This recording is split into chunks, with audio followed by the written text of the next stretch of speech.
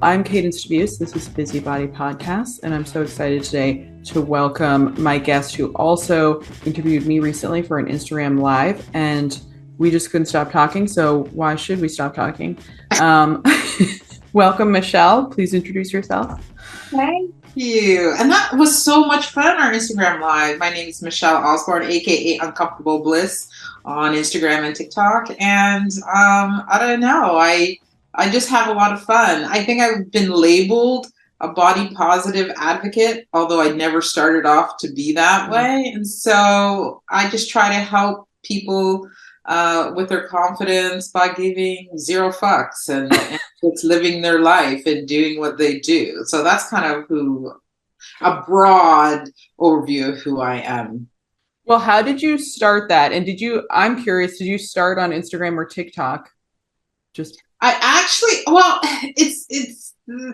how could I say this? So I had an Instagram account probably started in about 2012 or something, but I didn't do anything with it. I posted the odd picture of me and my friend and stuff, and I didn't know why people used Instagram. So I went off of it. It really started a few years ago, I would say 2020, when the pandemic started and the George Floyd incident happened, and the whole world was in chaos. And that's when I started it. And I actually really had a hard time getting through the George Floyd incident. I locked myself in my house for about a week and did not want to talk to anybody. And it was actually therapeutic for me to start talking about what I really felt passionate about, because I was a very quiet person for a lot of my life. I was afraid of feeling judged about my opinions about stuff. And I actually found TikTok in January of 2020. I went on it. I thought it was ridiculous. And I thought, oh my God, this is for like teenagers. Why would anyone go on this? And then I had this person on IG named Gary V that I follow a lot.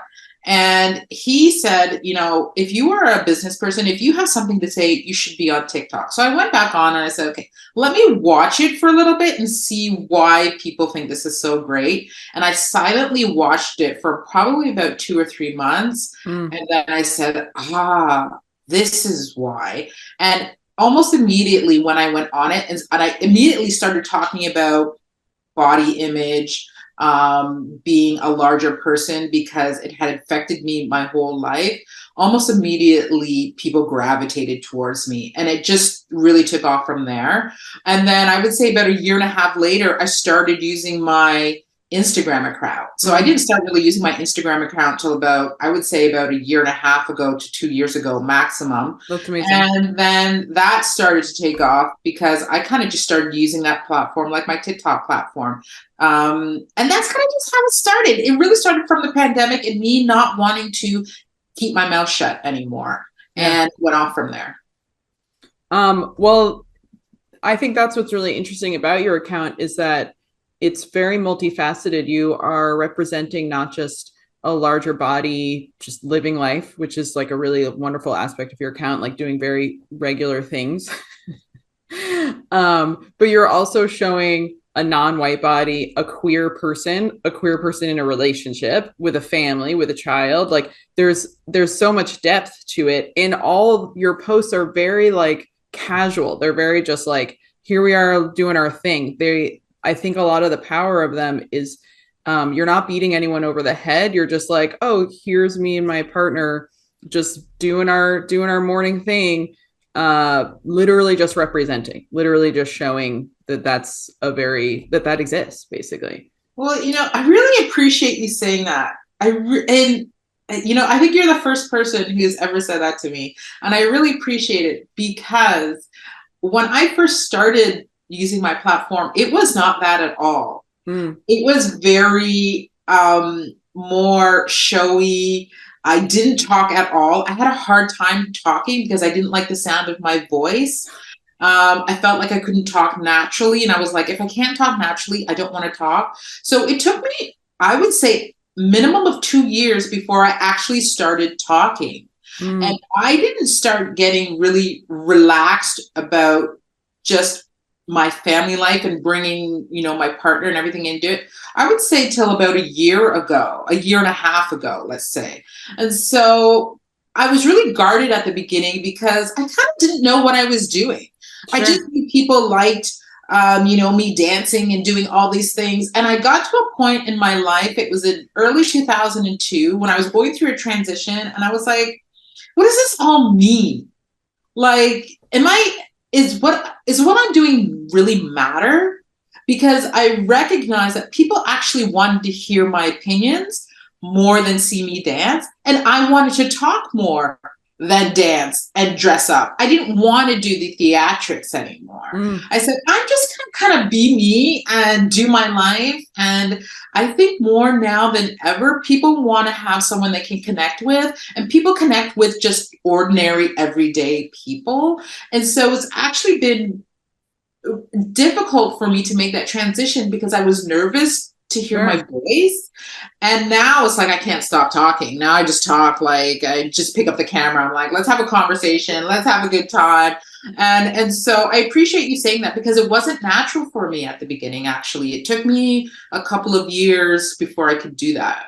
That's wild because you appear so natural and such an easy speaker, and obviously, and I hope it's obvious, you have a beautiful voice. And the feedback that I got from the Instagram live we did, everyone was like, oh my god, she's such an amazing speaker, she's such a natural interviewer, what a lovely like person, what like all this stuff. And I was like, yeah, I know, why does she not have her own show? Like I would just like listen to you talk to people all the time. But that just goes to show how we have these stories about ourselves and these perceptions of ourselves, and Yeah. we hear and see things that no one else is hearing and seeing, even in the social media world where everyone's ready to point out all your mistakes and stuff. That's amazing. Also, I imagine you had to have, your partner had to be on board being, you do have a lot of followers. It's a whole thing to be Well, out there. yeah, and I just actually did a podcast with CBC, and so I don't know if you know CBC. It's Hmm. can't the Canadian Broadcasting Corporation. It's the big media. It's like I don't know, NBC, Right. except it's Canadian. And so we just did an interview with them about our relationship, how we met, and how we stay connected, and keep it hot was their title. And the interesting thing is that when she first met me, she met me on IG, Oh, right? She met wow. me on Instagram. She DM'd me because a friend of hers was posting my videos all the time. She was like, who is this person that my friend is posting all the time? And then there was a video that she really connected with, and she started following me. And then she DM'd me, and I ignored her because I get a lot of DMs. And when you're a private account, then I get Sure. suspicious. And then the second I don't know what happened to the DM, and then she DM'd me again, and she said, what does your name mean? Uncomfortable bliss. And that I was like, that's interesting because no one ever asked me that question before. And then so I replied to her with a voice message, and that's kind of how it began. But I said to her that when we started to get serious, that I said, I'm a content creator. I'm online. And so you have to be okay with that. You don't have to be a part of the videos. You don't have to For do, sure. but you have to be okay knowing that sometimes if I'm on my phone, it's not just because I'm on my phone, is I'm actually working. Or if I need to go somewhere for a little bit, I'm actually working. And so not everybody can be with a content creator. You're It can be tricky. And so I let her come into videos when she wants to. There's some times I say to her, "Ooh, I have this fun thing. You want to just go over here and have some fun?" Sometimes she'll be like, "No, I'm not interested. sure. Today's not the day." And so I totally respect that. I don't curate my platform to include her. I only include her when she feels the vibe. And sometimes she'll be like, "Hey, let's go dance to this song." And I'll be like, "Perfect." And then I'll take it. But most of the time she's like, it's not her. She's not a social media person at Sure. all. Yeah. Yeah. She's not. I'm laughing too because that's a recurring argument with my partner and I, because I have started to develop much more content since we were in a relationship. So I didn't start doing that. And now it's a thing of me disappearing on my phone and being like, I'm working. I know it looks like I'm just staring at my phone. It's true. I actually had to have a serious conversation with her about it because my past partner before her didn't like it. Sure. And it was at the beginning of me trying to figure out this internet thing. I had developed this blog called 40 by 40. And I really wanted to get it going when I turned 40. I had to do 40 things that I always wanted to do by the time I turned 40. And I Oh, that's started at awesome. 39. That partner did not like that I was trying to get it going and spending so much Mm, time.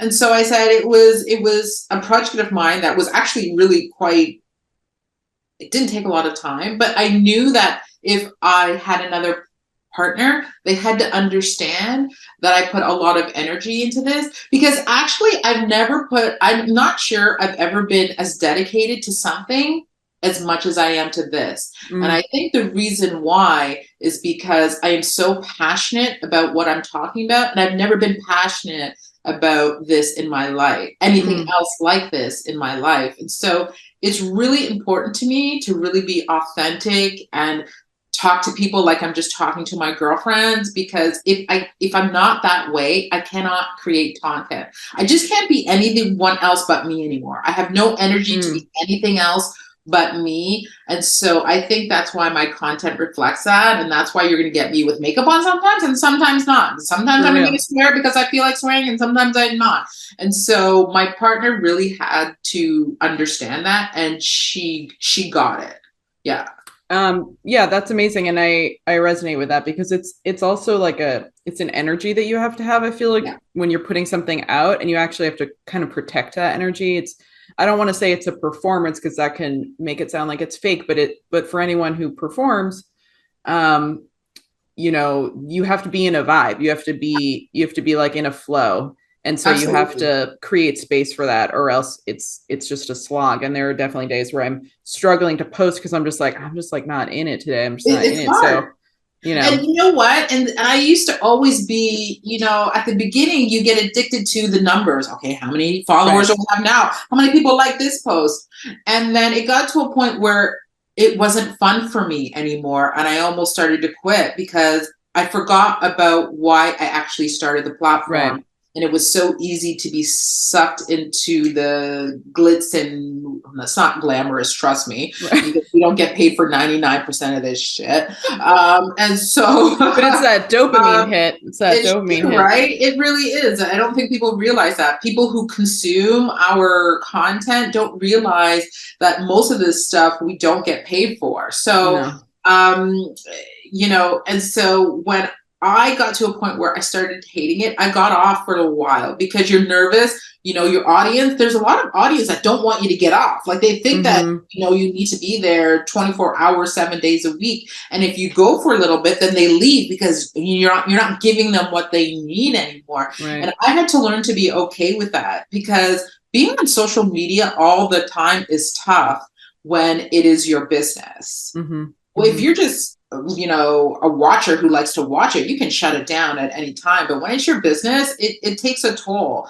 And so it got to a point where I was just watching numbers too much, and I was just trying, and I had to stop Mm. because I wasn't liking it anymore. And that's when people probably noticed the transition of what I did. I wasn't coming on dressed up anymore. I Mm. wasn't putting on makeup anymore. I just started to say, Michelle, do what you wanted to do when you first started this and have fun. Everything else, people will come and go regardless of what you post, because I come and go off people's platforms all the time. Right. There was a time where it gave me what I needed, and then not so much anymore. So why would you expect for people to always want to stay? And Right. so when I let that go, that's when my platform started to grow even more. And that's when I started to enjoy doing it more. Mm. And Mm. so I will continue to do it until I don't like doing it anymore. Well, I also wanted to know, what does your handle mean, uncomfortable bliss? Oh, so thank you for asking this question. My handle, I went through a really bad, I was in a partnership for about 12 years, married for 6 of those years. I went at the end of that partnership, I didn't think I was going to make it. Mm. It felt like a death. And I was like, how do I now go and live this life without this partner in this family that I built? Mm. And I went through a really rough time. And I remember standing on my balcony wanting to jump, Mm. thinking, there's no way I'm going to make it. And so I called up this more of an acquaintance who I knew was this kind of healer. And I texted them and I said, I'm on my balcony and I'm not sure if I'm going to make it. Can you call me?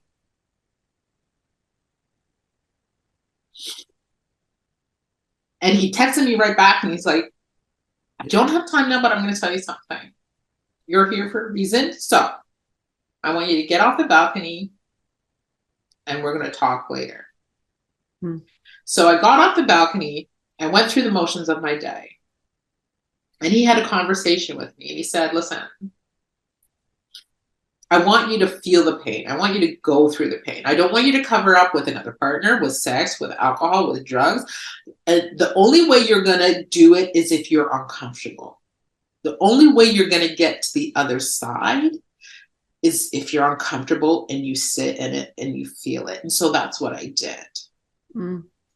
And I don't think if I didn't have that conversation, I probably would have filled it with something else so I didn't have to feel it. Mm-hmm. And what I realized after I really decided to sit in it, that there was bliss on the other side. So I use my name as a metaphor to say everybody needs to be in an uncomfortable state at some point in their life if they want to grow, if they want to change. The only way you're going to get to bliss is if you're uncomfortable. And so hence uncomfortable bliss began. And that's why I chose this name. Mm, And I that's so think that's a lot cool. of what my platform is about, is maybe, pushing those buttons on certain people so they feel a little bit like, oh, that hurt.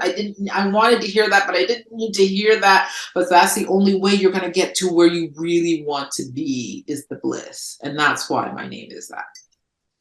I couldn't agree with that more. I feel like I talk about that a lot with my clients, of just staying with discomfort, not Mm-hmm. running away from what we often will just call straight up pain, which is that's such a challenging word because so many people have different um, ways that they feel that, the way that expresses itself for them. And yeah, I really feel like we're here to grow. Like that's what I want to do in Mm-hmm. my life, is just grow basically more than achieve anything. And I don't know how Yep. else to do that except continue to be uncomfortable, over and over again, or Yep. put myself in situations that are challenging or frightening, or deal with whatever is in front of me that's disappointing, all the things, the grief, the sickness, the whatever that comes up in our lives that we don't have control over either. Yeah. And I know that, I used to look at life like as goals. Okay, when I reach that, okay, then that will be great. My life will be great. And when I do that, that will be great. And I realized that once I accomplished certain goals, there was always something else. So Right. I almost don't like to make certain goals anymore. I just go through the journey Mm-hmm. of living. And, I always tell people I don't make New Year's resolutions anymore. I choose words for the year now. And so Mm. next year, my word is consistency. Mm. I always tell my clients to say, successful people are not the best at everything. They're not the prettiest. They're not the most talented, but the most successful people are consistent. And 100%. so I'm trying to apply that not just to my business, but to all areas of my life, to be consistent so I can grow and be uncomfortable and be successful, whatever that means for me in my life. Well, I know you do coaching. How did that begin? Did that begin simultaneously? And who are your clients and what are you coaching? So actually, coaching had nothing to do with my social media Mm. platform. Like, by my profession, my background is communications and marketing, and so I started a business, a communications studio, Michelle Osborne and Co. For small businesses, primarily for marginalized communities who wanted to be themselves and use their own voice in their business. So I teach them how to do that. I help them put together communication plans. Some people just want coaching. Some people are like, I don't know what I'm doing. Can you put a plan together for me? Mm. And that started not 2 years ago, the end of 2021, when I was a literacy professional, and I'm a literacy professional in Quebec City. And so I decided that I was not going to do that anymore. I really wanted to focus on coaching people and helping people with their small business and learning how to use their authentic voice through their business without thinking they had to, go with the status quo. So, and then, the people I used to work for literacy organization called me back. And so I have all these different facets of my business. I still do literacy work. Mm. I do coaching now very little because I realized that coaching takes a lot of time and a lot of work. And so I'm actually in the process of rebranding how I coach instead of in doing it for groups rather just for single people. That's a great idea. Because it just, as my platform grew and I was working with different brands, I found I didn't have a lot of time. So I had to sit with myself and say, Michelle, what do you want to do more? Do you want to grow your brand and do stuff for yourself? Or do you want to just actually help other people? So I would say probably 80% of myself now is doing my own brand and collaborating with people. And then 20% is now coaching people. And I only coach people who are actually really serious about it. Because what I also found was people would sign up to coach with me and then they'd be like, oh, I forgot about a meeting, or cancel, and which comes with the territory, to be honest with you. But I had to decide within myself, A, can you make a living off of living a life like that? And B, do you want to always, I had clients who'd be like, waking up in bed and then they come with a new idea. And then so it's actually not beneficial for them either to do this. You're wasting your money on me if every time you talk to me, you have a new business venture, but you're not focused on the first one that you contacted me about. So I had to choose me and decide which one I wanted to do more. So I only hold on to, I would say, no more than 5 people maximum, and the rest I work on my own business for myself. That's yeah, that makes a lot of sense. It's one of the reasons I don't want to teach in person again. Simply because the travel time and then people late cancel, day of, all this stuff. And boy, I spent so many hours just laying around my studio, stretching, doing a few emails and stuff. And now if that happens, I'm home. I can just have a snack, take the dogs for a walk, whatever. It's such a huge difference in terms of my own livelihood. And people are always like, oh, are you gonna do in person? And I'm like, you don't realize that so much of providing a service to individuals is just waiting around and missed appointments and all that kind of stuff. And I also realized as a entrepreneur is that, I always felt like, I had to be known for one thing, but I also learned from the pandemic that you need multiple sources of income. So I started thinking of ways to get income, doing things that I love to do, whether it is, putting together a manual online for people that makes money in your sleep while you're sleeping. So I said, how can I still do what I love to do without always having to have a coaching meeting or a workshop? Right. And so that's actually what I'm doing a lot of work on now, because I might not want to be online and do IG and TikTok in the next, 5 years, 10 years. Right. So my actual goal for next year is to do a lot more public speaking in person and to really have the things that I'm passionate about, put them into tangible things that can make an income for me, where I'm not always having to meet with a client or something like that. Right. That's so smart. With your platform and the things that you're showing people, it reminded me of something that we said, and it ties into the uncomfortable bliss metaphor. I think just when we were chatting, when we first met, you said being happy is hard work, and part of what I'm hearing is you're constantly making these choices towards your own bliss, literally, and what's best supporting you. Can you speak a little bit about that? Because I see that also reflected in your content. I think that's part of the magic of like the very regular things that you show. It's just, it's, I think what's kind of interesting about social media is I feel like when it started, it was very aspirational. Here's this Mm. person doing like a split on a cliff or something. Yeah. It was all really like drama, and it didn't feel very possible to enter into, and certainly my old Instagram is very just like random, but as it's really proliferated and there's TikTok and all these things, and so many different kinds of people are on, this real authentic everyday kind of brand sort of has emerged, which I agree, I think really resonates with people because I've never been one who follows the person who's doing Mm-hmm. handstands on the cliff or whatever. I don't really, that's only exciting for so long.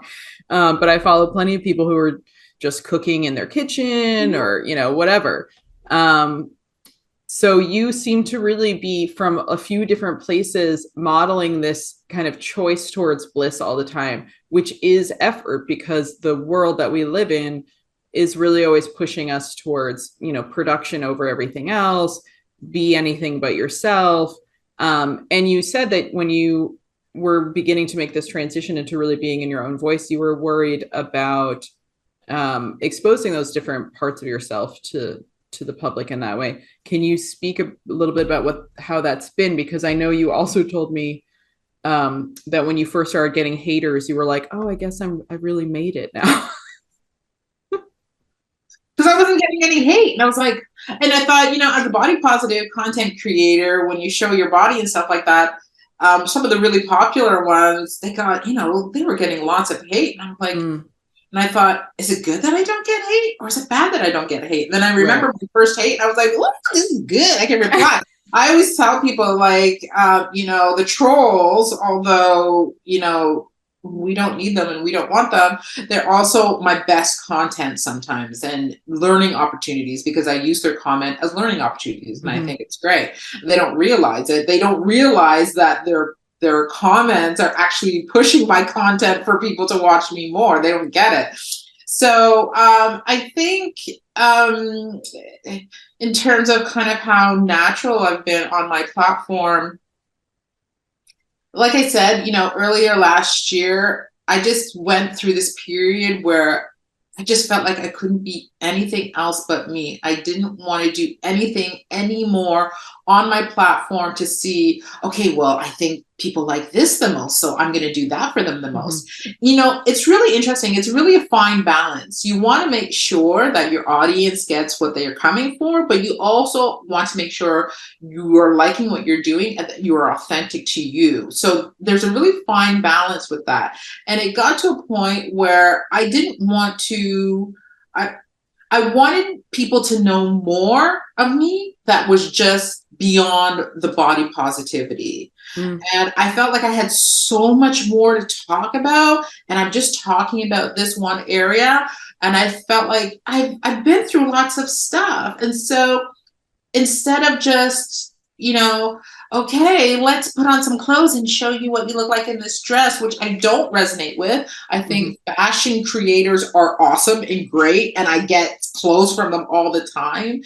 But I knew really early on that wasn't me. And I've always had people ask me, can you do more fashion? And I'm just like, it's just not me. I don't care about it that much, right? Yeah. So I just went through a point in my life where is what I do matters. And so every time I create content, every time I talk about my life, I'm really intentional with learning how to be happy because I think people think that happiness for some people, it just is.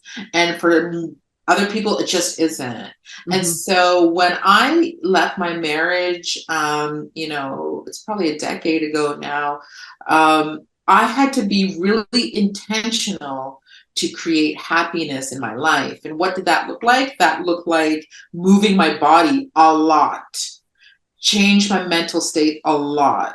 It meant I decided to totally change my wardrobe from wearing black all the time because I like black.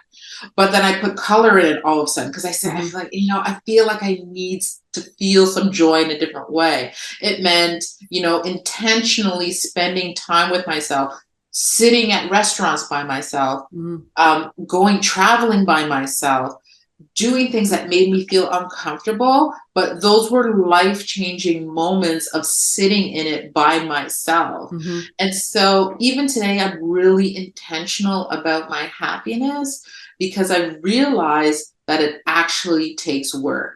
When I used to think some people were just happy and they were just that way, and it's not. So, one of the reasons why I just try to show my everyday life, and that does not mean I don't have sad moments. I think sometimes people think that, Michelle, you're always happy, you're always happy. Yeah, for the most part, I'm happy in my life, but I do have sad moments. I just don't stay in them like I used to stay in them.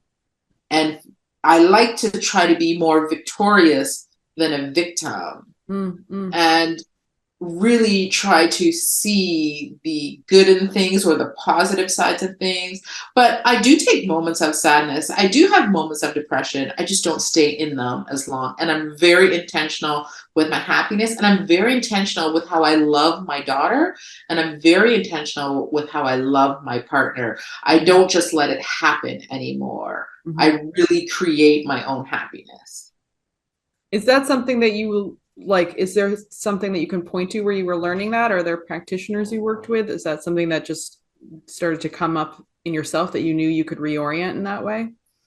Um, I didn't work with anyone specifically, but what I did do was I started to learn about people's love languages. Mm-hmm. Someone said it to me years ago, and I thought it was like, okay, whatever, love language, whoever does that. And when my last relationship ended, let me backtrack. In my last relationship, my daughter's other mother, something really clicked with me. We were dating. And there were certain things she was doing towards me that I was just like, this feels weird. And she wasn't getting satisfied in certain areas with herself from me. And when we realized that I was loving her the way I like to be loved, Mm-hmm. and she was loving me the way she liked to be loved. And when we realized that's not how we like to be loved, and when we sat down and we talked about, okay, so actually, how do you like to be loved? Because I just assume that Right. you like the way I like it. That was clicked. And then I started reading about love languages. And then I really started to apply it in my current relationship. And very early on, I said, how do you like to be loved? Because I don't want to assume that I'm doing it right just because I think I'm good. Mm-hmm. And then she said, I like to, hers was quality time and personal touch. And, she could care less about gifts. And I said, well, mine are words of affirmation. And so when we both realize that that's how we love, we are both very intentional. My partner likes personal time. Perfect. I'm not going to buy her a gift. Rather, I'm going to buy, 2 ways away, a 2-night getaway somewhere so Right. she can have the quality time that she appreciates more than a bag or a watch or something like Right. that. And so it really started when I clicked in my first relationship, my past relationship with my daughter's mother, that we weren't loving each other how we wanted to be loved. And then later on, funny enough, I still didn't apply it to that relationship. But as I moved into this one, I realized that I needed to be more intentional, and it's been a game changer, actually. Yeah. All that communication stuff is amazing. I did nonviolent communication. It's called NVC. It's kind of, I don't know, I always want to say it's like a little old fashioned just because I think it was like developed in the 60s or 70s or something. And I got introduced to it through a friend of mine who was having real anger management issues. Mm. And she literally saw a flyer for it and was just like, I think I need that. She'd literally gotten thrown out of a cab on the Williamsburg Bridge for New Yorkers, that the cab driver threw her out because she was screaming. I mean, she really had a problem. And I saw her life transform in 3 years of really going to workshops and working, like doing all these things. So I did a retreat with her right when I was feeling really like just oppressed by the business I had created. I was only like 2 years into my business. I definitely was in a relationship that was not very healthy, and family dynamics that weren't good, all this stuff. And I must have been like about 30, 31, something like that. And I remember going to that thing being like, I have, like, this is my last hope. Like, I don't know what to do. I don't know how to make life better. Like, everything feels hard. Everything is a struggle. Nothing seems to just, there's no ease, there's no flow. And NVC is all about learning what your needs are, and then so that you can hear what other people's needs are. And you Uh, start by just literally learning how to scan yourself. What am I feeling right now? What do I need right now? It literally taught me things like, I would notice I'd be sitting on the subway cold with a sweatshirt in my bag. And I'm like, why am I not putting my sweatshirt on? Just like mhm, mhm. these weird patterns that you get into where we just ignore our own needs all the time. And then you're cold and uncomfortable. So now you're snapping at your friend who's with, you know what I mean? It's like there's this domino that always happens. And that was just huge for me. That relationship ended, like all these, it started all these, because I started asking for what I needed. Yeah. But it also means that it's very similar to all the love language stuff, because you start to realize like what really affects you, how do you speak to other people, and it opens you to be able to hear that from other people. And I've also done the love language stuff, which is fun. And because of that, I always tell my partner when I buy him grapes. he Not trying to definitely be funny. he likes he likes the verbal acknowledgement. He likes receiving things, and I Yeah. don't eat grapes very much, but when I buy them I say, just want you to know I bought these for you. Well, it's really interesting what you were talking about, because another thing that I think really helps, and I talk to people about a lot, is um, learn about emotional intelligence. Yeah. I went to a conference years and years ago, and they had a session about emotional intelligence, and I had no idea what this was. And I thought, this sounds interesting. And that actually was life transforming for me in terms of how to navigate my relationships with people, not just my personal relationships, but my work relationships. I was one of those people where people thought I'm sure thought people I had anger problems or I was just a bitch. I was actually just extremely depressed and Mm-hmm. didn't know how to communicate well. And when I learned about emotional intelligence, it was a life changer to me as well. So I would say learning love languages and about emotional intelligence have been really big factors in my life that have helped me navigate my relationships in ways that I never thought possible. Yeah, I think these are things that we just don't get taught, right? Like, if you Yeah. don't learn that from your own parents, and really who does, Mhm. No.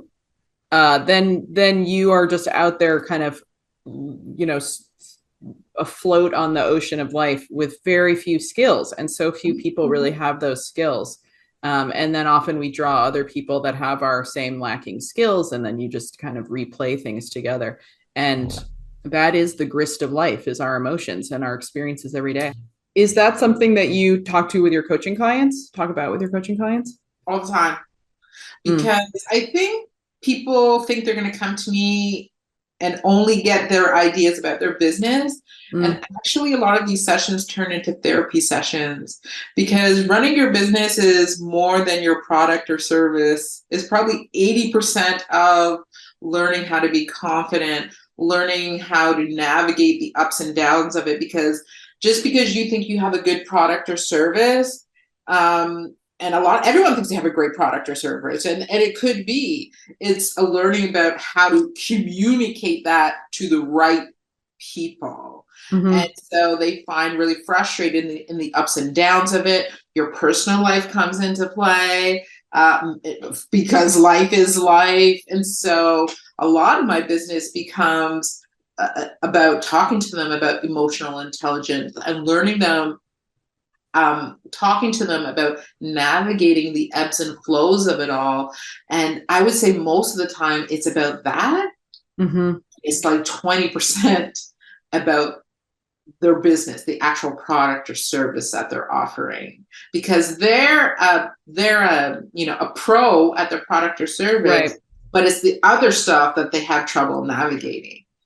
Absolutely. Yeah. I think that actually makes me think about the haters. And we spoke about this a little bit at some point.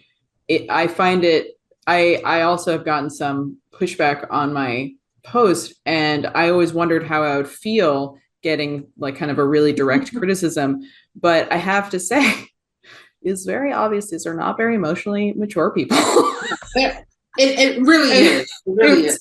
and it's like it's so obviously like a very knee-jerk, very emotional response, which Yeah. actually makes it very easy to not listen to, which is actually why it's helpful to be emotionally intelligent, because if you're just screaming at your loved one, they really can't hear you. That's something that is part of nonviolent communication. Actually, it's often like the louder you're speaking, the less someone can hear you. If you're Yeah. screaming at your staff, if you're screaming at your partner, everyone's shutting down. They can't hear anything you're saying. And if you're screaming at someone on the internet, it's just kind of like, okay, well, thank you for that. I'm Yeah. now just moving on.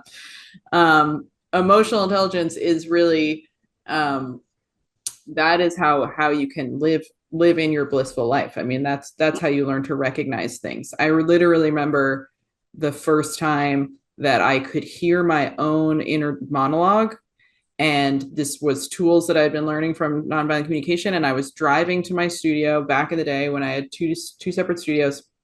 I was driving on a day that was supposed to be my day off to meet someone for a very inconsequential thing.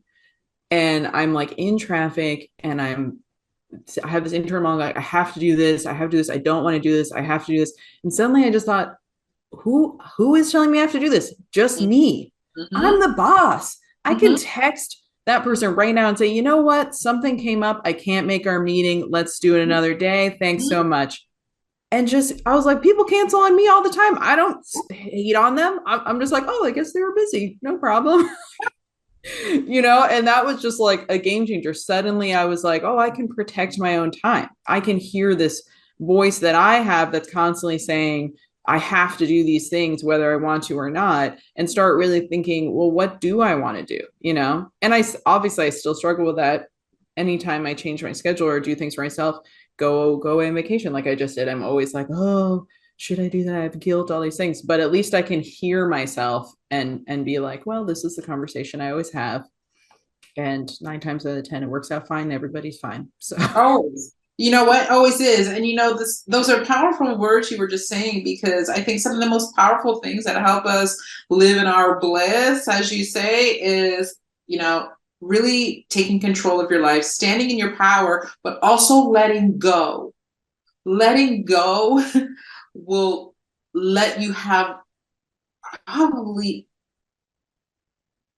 I learned that most of the stuff that we make a big deal in our life is not a big deal. Mm-hmm. Every time I want to make something a big deal, I sit back and I'm like, is this really a big deal to put my energy and attention to? Mm-hmm. And a lot of the times, a lot of the stuff is not in our control. So I only concentrate on stuff now, on things that are in my control. And there's so many things that are out of our control. Mm-hmm. So learning to let go has also let me live in my bliss, because a lot of times we're just like, no, we can't, I need to hold on, I need you to stay in my life, and this needs to happen. And sometimes it just doesn't. We drive ourselves crazy, we think we don't have to do anything. Actually, mm-hmm. We don't have to do anything at all. And actually, control. I hear this in your story too, and I feel like I learned this also in the pandemic, because basically in the pandemic, the worst thing, the thing I was always afraid of happened. I always was afraid, what if the studio closes? What if the studio closes? That was my refrain. That was my like fear sentence constantly. If I do this, if I don't do this, what if the studio closes? And finally, I like had worked through that to a point where I was like, well, it would never happen overnight, right? So if it was coming to that point, right? Yeah, that's the joke. I'd gotten to this point. Everybody, oh, no way. Yeah, I'd gotten to this point where I've been like, well, if that was really happening, I'd see it coming, I'd make plans. Well, guess what? It happened overnight. Literally overnight. And that's why, I think everyone has learned in some way or other, whether we put it into practice or not, is that having multiple streams of income, even streams of income that might not be exactly what you're doing. Right. But in times where, you don't feel like doing what you're doing, you don't have the amount of clients that you wish you had, always pulling from another source to keep you going. Well, what I'm hearing is I think that you're saying you let go of what you can't control, and also you've built a resilience of understanding that you can also always fix things, come up with a plan, shift, Mhm. be resilient, literally. And that was a huge lesson that I learned in the pandemic, because I was able to shift my life so much, and that's given me confidence when things are going badly or whatever, when something's out of my control and I'm just like, oh my god, this is so stressful. But I can take a step back and go, you know what I'm good at problem solving, I'm good at fixing things. So when that happens, I'm able to do that. um well, I just want to thank you so much for being here, and this is such a great conversation. I could do this all day, but I I don't want to take any know. more of your precious time. Well, thank you um for reaching out to me, and I appreciate you. Look at what your words started. I still get comments. I still get people liking your video. Like it's like it nonstop. And I think that, and I had this one woman in particular on TikTok, Stitch It. I had a lot of people, in fact, on Stitch It, and she was like, "This comment changed my life." Like the Sex and the City episode, or I can't remember what episode it was, where she's like, the person was just like, they just don't want to be with you anymore. Mm-hmm, Like you mm-hmm. just have to be Someone okay. wrote that to me too. They were like, "It's the he's just not into you of No, he's just of not into fitness." you. And she goes, Yeah. this is what this comment did for me. And it has literally changed my life. Mm-hmm, And mm-hmm, then when people saw her do that, I think she got like over 10,000 views to be like, this is me. mm-hmm. Because people have this in the back of their mind that I'm just not going to be this size, but we try to attain it every day because society makes us feel like that's what makes you feel beautiful. That's what makes you feel worthy. That is it. And until we come to terms with not all body types are supposed to be that way or can be that way, um, that's what set her free. And so I am so appreciative of your words. I'm so appreciative of them, not just because other people have resonated and learned from it, but I have as well, because when you said them, I was like, honey, honestly. And I'm not even the one who's trying to be skinny, but Right. I knew that it had to be to more people who had to hear that message. So thank you for that. Well, thank you. And thank you for just being out there, being yourself so unapologetically, because that's inspiring to me. It's inspiring to everybody every day. How can people find you? And do you have anything coming up that people can reach out for? Well, my name on Instagram and on TikTok is uncomfortable_bliss. And I'm working on a few projects that I can't name at the moment, but I'm definitely working on some stuff for Black History Month and already some stuff for June, which is in Pride Month. And I have personal projects that I want to talk about, but I can't talk about right now. But if you stay tuned on our platform, you will see them. And of course, like I said earlier, I am manifesting speaking in 2024 at as many places as I possibly can. I feel like it's something that I really, really want to do. Absolutely. So if anybody wants to reach out to me, I am here. You can DM me, email me, anything. Wonderful. Thank you so much, Michelle. Thank you, my love. It's a pleasure. Thank you. Have a great day.